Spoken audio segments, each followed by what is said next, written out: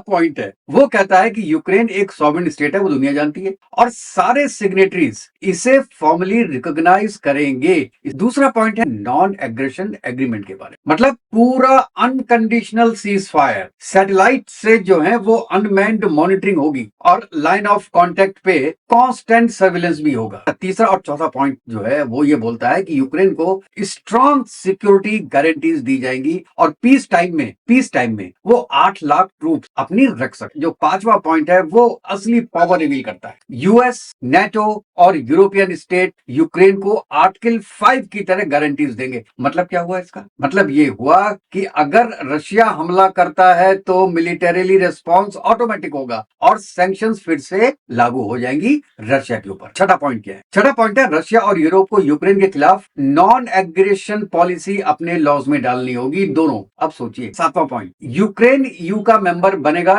Defined time period में। Short term privileges जो होंगे वो यूरोपियन के मार्केट को एसेस कर दिए जाएंगे। नौवां पॉइंट असल में वॉर से ज्यादा बिजनेस डील है, जैसे यूक्रेन के लिए development fund, technology, data centres, artificial intelligence. अच्छा, यूएस कंपनीज का गैस इंफ्रास्ट्रक्चर में इन्वेस्ट करेगी, पाइपलाइंस में, स्टोरेज में, एक्सट्रैक्शन ऑफ मिनरल्स में, इन सब में इन्वेस्ट करेगी यूएस कंपनी यूक्रेन का। 10वां पॉइंट, यूएस और Ukraine free trade agreement fast track पे होगा। चलिए अच्छा है। 11th, Ukraine confirms non nuclear status under NPT, मतलब यूक्रेन अपने पास न्यूक्लियर हथियार नहीं रखेगा और एनपीटी पे साइन करे। अच्छा, 12वां पॉइंट ये बड़ा एक्सप्लोसिव पॉइंट है। ये है जो एक न्यूक्लियर प्लांट जो है उसका नाम है ज़ैपोरिज़िया। ये जॉइंट ऑपरेशन होगा यूक्रेन, यूएस और रशिया का। भैया यूएस क्यों आ जाता है बीच में बार बार? इसका जॉइंट ऑपरेशन करेगा यूक्रेन और रशिया, और बीच में कौन रहेगा? एवरीथिंग। अच्छा, 13वां पॉइंट इसका है एजुकेशन और टॉलरेंस की बात करता है कि आपका रिलीजियस टॉलरेंस है,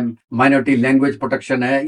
ये है पॉइंट 40। डोनेट्स्क, लुहांस्क, ज़ैपोरिज़िया और खेरसॉन में करंट ट्रूप डिप्लॉयमेंट लाइन को डिफेक्टो लाइन ऑफ कॉन्टेक्ट माना जाएगा। ध्यान रहिए, डिफेक्टो नॉट डिज्यूर, मतलब लीगली यूक्रेन सब क्लेम करता है लेकिन प्रैक्टिकली जमीन वही रहेगी जहां आज है। 15 पॉइंट इसका क्या है? जो फ्यूचर के टेरिटोरियल अरेंजमेंट्स हैं वो फोर्स से चेंज नहीं होंगे। ना रशिया अटैक कर सकता है ना यूक्रेन अटैक कर सकता है। लेकिन 16वां पॉइंट का है कि रशिया ब्लैक सी और डेनप्रो रिवर को जो एक्सेस है आपका यूक्रेन को, उसको ब्लॉक नहीं करे। चलो ठीक है, रशिया पहले भी ब्लॉक नहीं करता था। 17 पॉइंट क्या है कि आपके all for all POW, prison of war, civilians है, चिल्ड्रन है, पॉलिटिकल प्रिजनर्स है, सबकी वापसी होगी। अच्छा, 18 पॉइंट है कि भाई साहब यूक्रेन तुरंत एग्रीमेंट के बाद इलेक्शन कराएगा। 20वां पॉइंट क्या है कि एग्रीमेंट जो होगा वो लीगली बाइंडिंग होगा। और 20वां पॉइंट ये है कि ऑल पार्टीज एग्री करते ही इमीडिएट